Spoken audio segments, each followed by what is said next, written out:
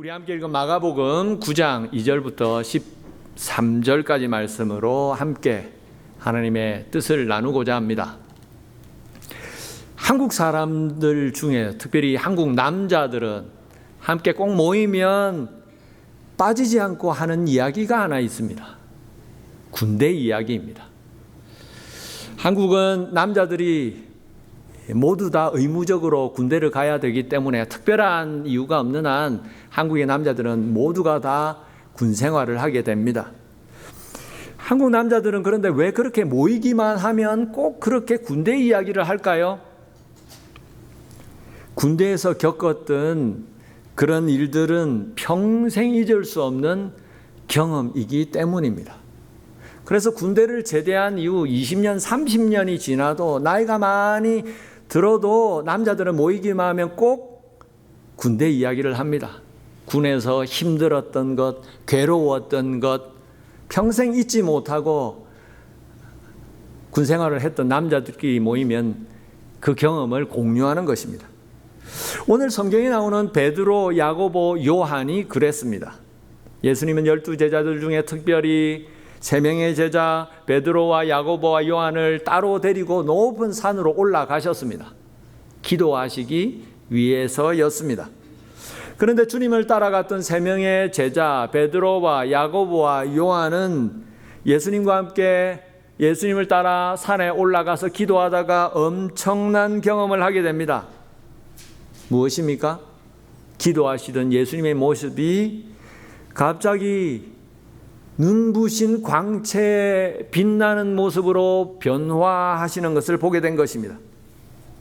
그리고 그 환한 빛나는 광채 속에서 구약의 대선지자 엘리야와 율법을 전해 주었던 모세와 함께 이야기를 나누는 모습을 직접 눈으로 목격하게 된 것입니다. 제자들은 그런 모습을 보면서 도취가 되어서 황홀경에 빠져서 어쩔 줄을 몰라 했습니다.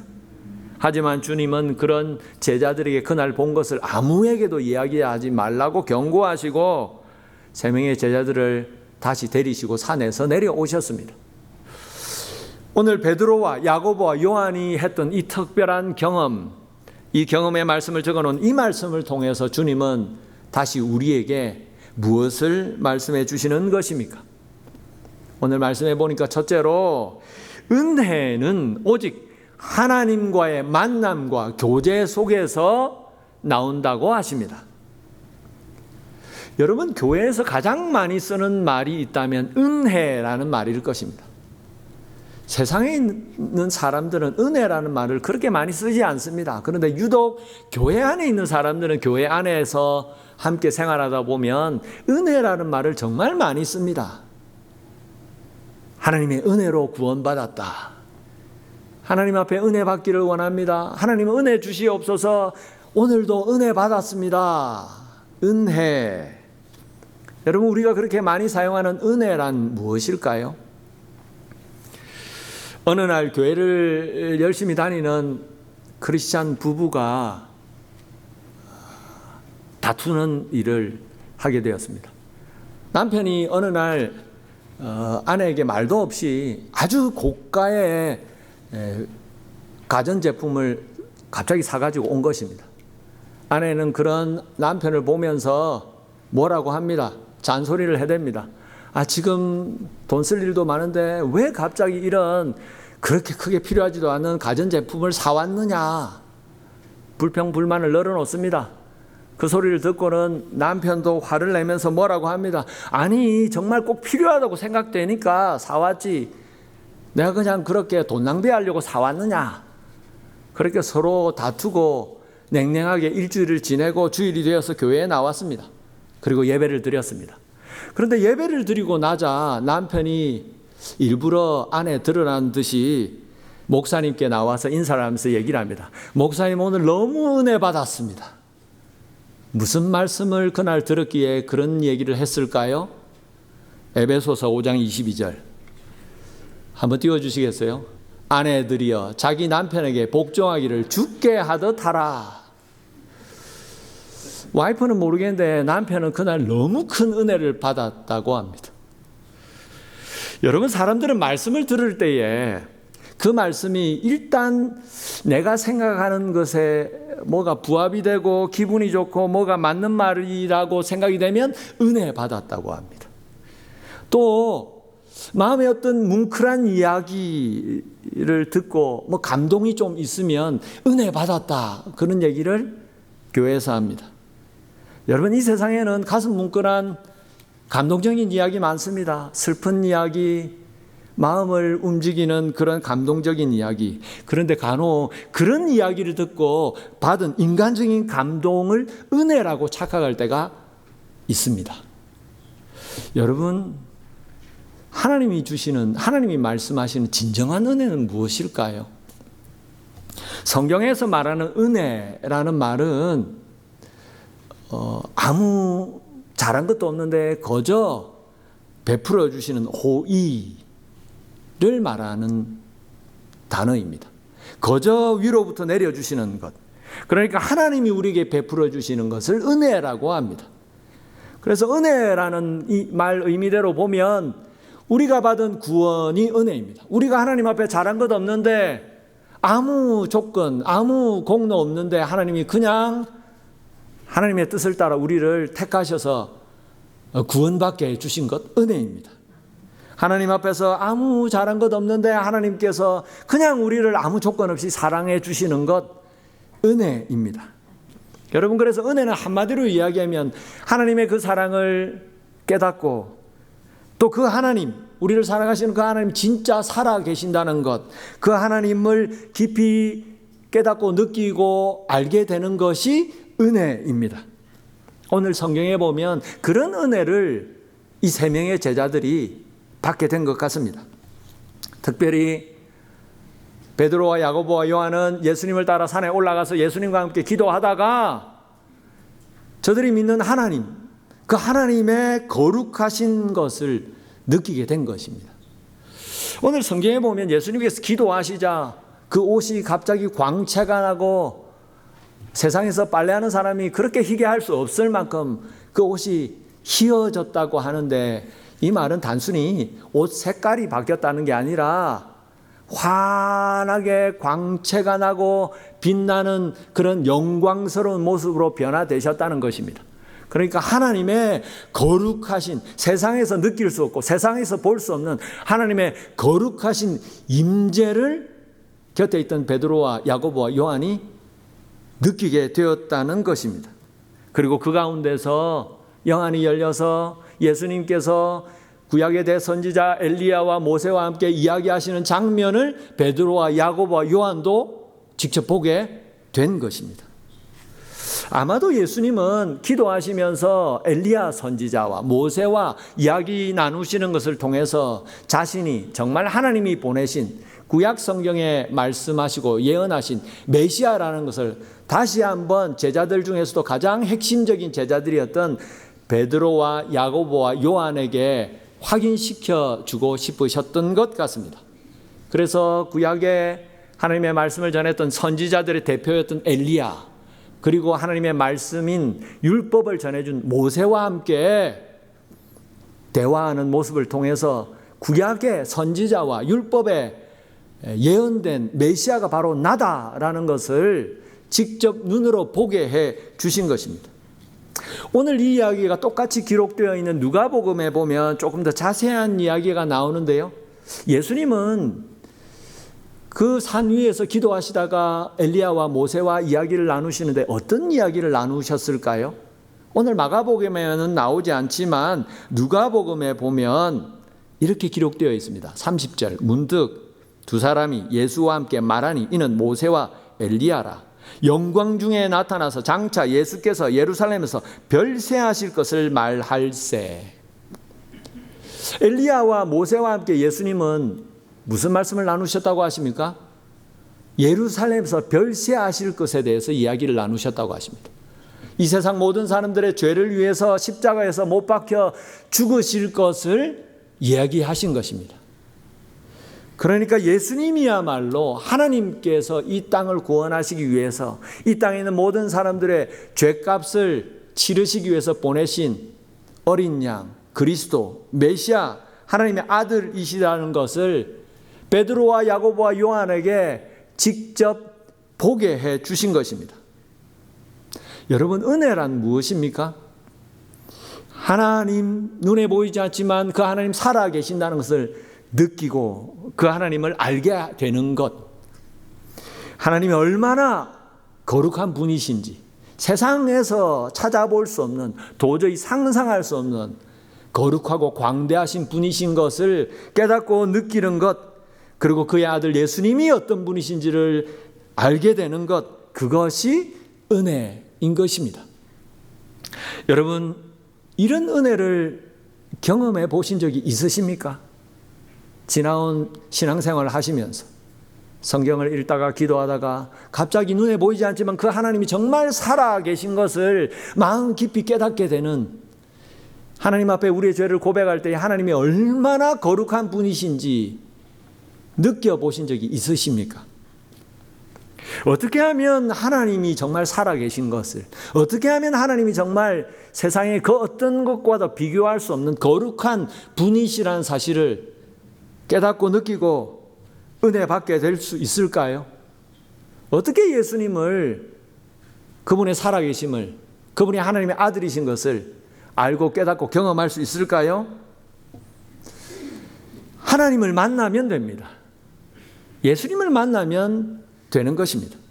날마다 하나님의 말씀에 귀를 기울이고 날마다 기도로 하나님 앞에 나가면 하나님은 우리를 만나주시고 하나님은 우리를 도와주시고 하나님은 은혜 주시고 깨닫게 해주시는 것입니다. 자신을 느끼게 하시고 보여주시는 것입니다. 여러분, 하나님은 본질적으로 거룩한 분이시기 때문에 하나님께 가까이 나아가기만 하면, 하나님을 만나기만 하면 하나님은 거룩하신 분이시기 때문에 하나님의 거룩하심을 느낄 수가 있는 것입니다. 믿음으로 말씀을 읽고 믿음으로 기도하기만 하면 하나님은 우리에게 은혜 주셔서 하나님이 살아계시고 거룩하시다는 것을 느끼고 깨닫게 해주시고 그렇게 하나님에 대한 믿음을 날마다 자라가게 해주시는 것입니다. 여러분, 오늘도 다시 하나님 앞에 이런 은혜를 달라고 우리가 함께 기도하기 원합니다. 베드로와 야고보와 요한에게 주셨던 이 은혜, 하나님을 더 깊이 깨닫고 느낄 수 있는 은혜, 예수님에서 더 분명히 알 수 있는 은혜, 그 은혜를 내게도 다시 달라고 기도하기 원합니다. 우리가 그렇게 간절히 기도한다면 하나님은 분명히 우리를 만나주시고 자신을 보여주시고 느끼게 하시고 깨닫게 해 주실 것입니다. 오늘 둘째로 주님은 이 말씀을 통해서 무엇을 우리에게 말씀하십니까? 은혜 받은 사람은 먼저 주님의 말씀을 들으라고 하십니다.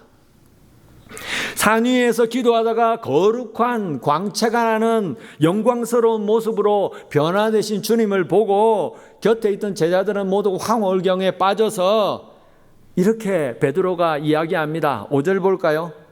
베드로가 예수께 고하되 랍비여, 우리가 여기 있는 것이 좋사오니 우리가 초막 셋을 짓되 하나는 주를 위하여 하나는 모세를 위하여 하나는 엘리야를 위하여 하사이다 하니. 여러분, 은혜를 받자 제자들이 어떻게 되었습니까? 은혜를 받으니까 산 아래에 있는 모든 것은 다 잊어버리게 되었습니다. 그냥 은혜 받자 그곳에서 계속 머물기를 간절히 원했습니다. 아마도 제자들은 영광스러운 모습으로 변화된 예수님의 모습을 보면서 그곳에서 천국을 느꼈던 것 같습니다. 아, 이곳이 천국이구나. 예수님이 계시고 엘리야와 모세와 함께 이야기하시는 모습을 보면서 이곳이 천국이구나. 예수님, 우리 그냥 이곳에서 계속 같이 지내보도록 하시죠. 베드로가 그렇게 얘기하니까 갑자기 구름이 와서 덮으면서 하나님의 음성이 들렸습니다. 7절 볼까요?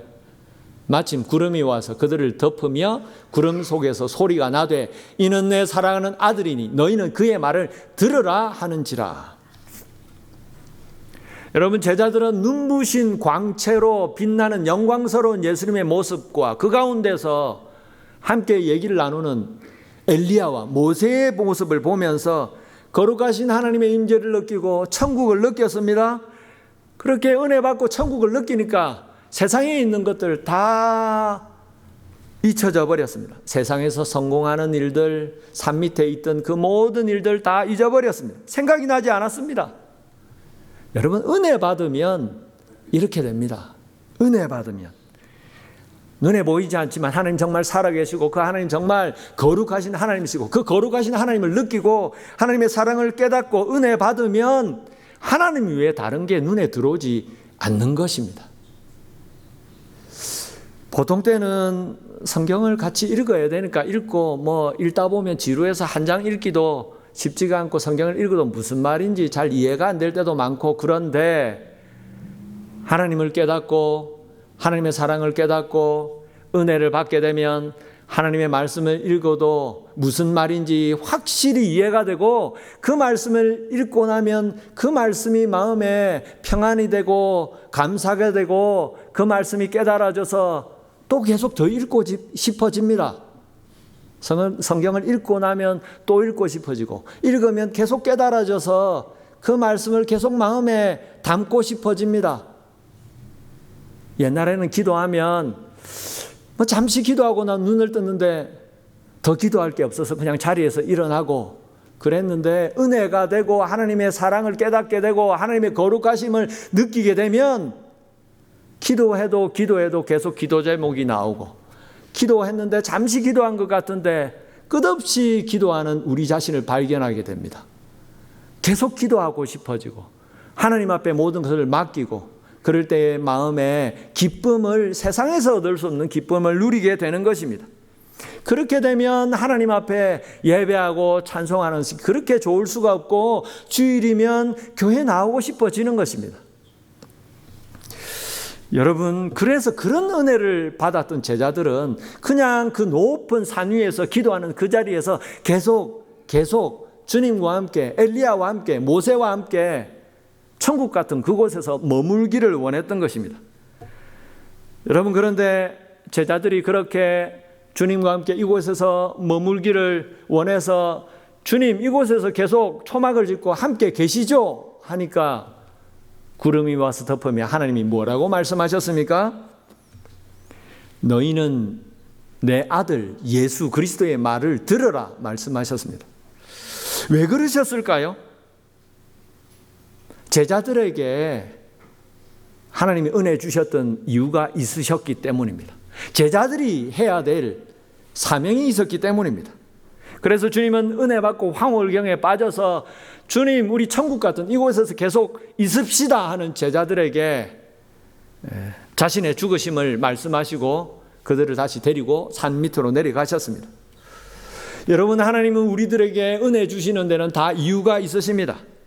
우리로 하나님을 더 깊이 알고 하나님이 주신 구원의 은혜와 감사의 확신을 가지고 믿음으로 이 땅에 살 수 있게 하시기 위해서 은혜 주십니다. 그런데 하나님은 그것으로 끝나지 않고 우리의 개인적인 구원과 믿음의 확신을 넘어서서 이제 우리를 통해서 이루시기 원하시는 하나님의 뜻을 가지고 계시는 것입니다. 그래서 그 뜻을 이루도록 하시기 위해서 하나님은 우리에게 은혜 위에 더 큰 은혜, 그보다 더 큰 은혜를 날마다 부어주시기 원하시는 것입니다.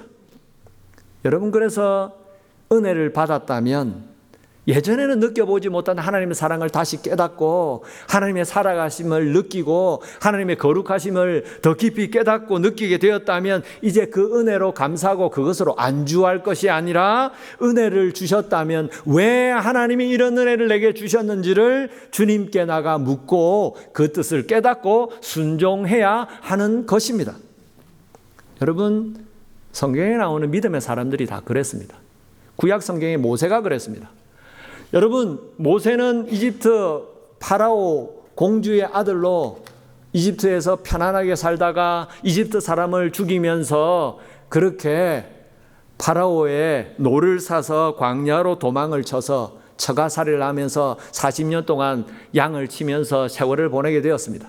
그런데 어느 날 양을 치다가 호렙산에 가서 불이 붙었는데 타지 않은 뜰기나무를 보고 그게 왜 그런가 자세히 보려고 하다가 그곳에서 거룩하신 하나님을 만나게 됩니다.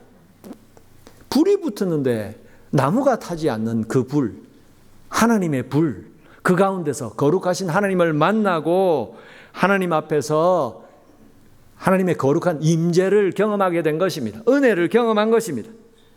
여러분, 하나님은 그렇게 모세를 직접 만나 주시고 은혜 주시고 자신을 드러내시고 그에게 말씀하십니다. 무슨 말씀을 하셨습니까?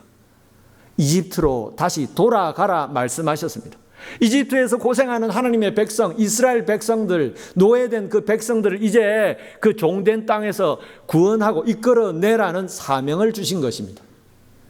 그 뜻을 이루기 위해서, 그 사명을 주시기 위해서 하나님은 그 광야에서 때가 되어서 가시뜰기 불타는 나무 가운데서 모세를 만나 주시고 은혜 주시고 명령해 주신 것입니다.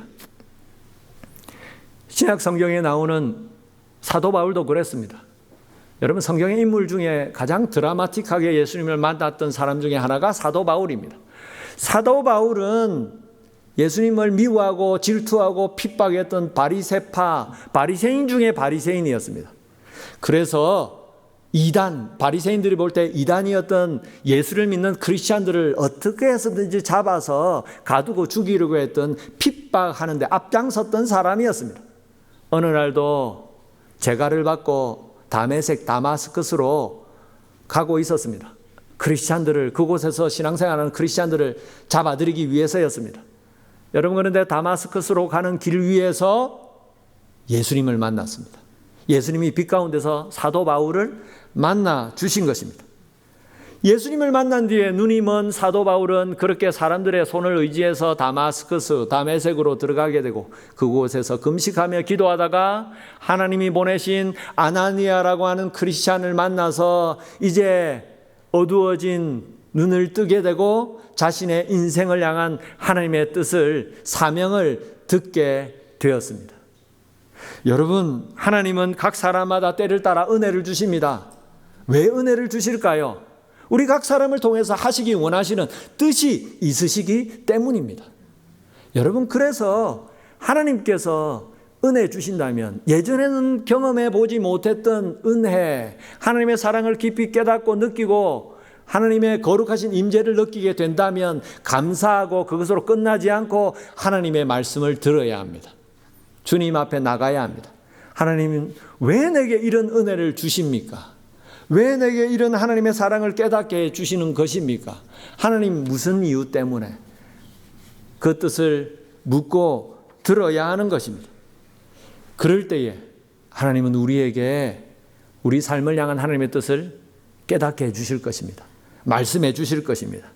깨닫게 해주시고 감당할 수 있도록 힘을 주시고 능력을 주실 것입니다. 말씀을 맺겠습니다. 높은 산에서 예수님과 함께 기도하다가 예수님의 영광스러운 모습과 천국을 경험했던 베드로는 나중에 그 산에서 경험했던 은혜를 이렇게 고백합니다. 베드로후서 1장 16절부터 보면 우리 주 예수 그리스도의 능력과 강림하심을 너에게 알게 한 것이 교묘히 만든 이야기를 따른 것이 아니요 우리는 그의 크신 위엄을 친히 본 자라. 17절 지극히 큰 영광 중에서 이러한 소리가 그에게 나기를 이는 내 사랑하는 아들이요 내 기뻐하는 자라 하실 때에 그가 하나님 아버지께 존귀와 영광을 받으셨느니라. 이 소리는 우리가 그와 함께 거룩한 산에 있을 때에 하늘로부터 난 것을 들은 것이라. 여러분, 베드로는 끝까지 예수님이 십자가에 못 박혀 죽으시기 위해서 잡혀가실 때에 끝까지 멀찍이서 따라가면서 예수님을 따랐던 사람. 하지만 그렇게 가다가 자기도 죽을까봐, 잡혀갈까봐 무서워서 3번씩이나 예수님을 나는 모릅니다 부인했던, 죄를 범했던 사람입니다. 그래서 결국 스스로 낙심해서 그냥 예수님이 살아나셔서 자기 앞에 나타나셨는데도 불구하고 스스로 자기 자신의 죄악과 잘못을 스스로 용납하지 못하고 용서하지 못해서 그냥 고향으로 내려가 버렸던 사람.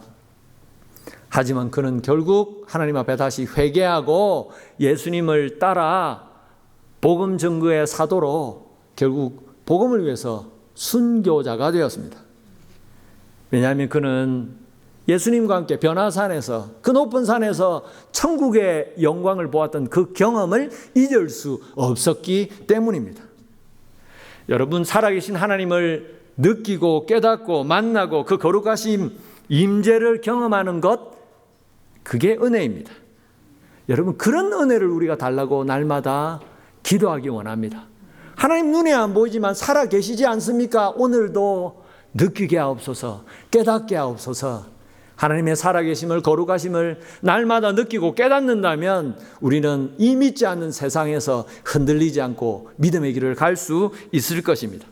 우리가 그렇게 간절히 하나님의 은혜를 사모하고 간구한다면 하나님은 분명히 우리에게 은혜 주시고 부족하지만 우리를 통해서 하기 원하시는 그 뜻을 친히 이루어 주실 줄 믿습니다. 오늘도 그렇게 믿음으로 하나님의 은혜 가운데 이 믿지 않는 세상을 살아가는 저와 여러분 되기를 축원합니다.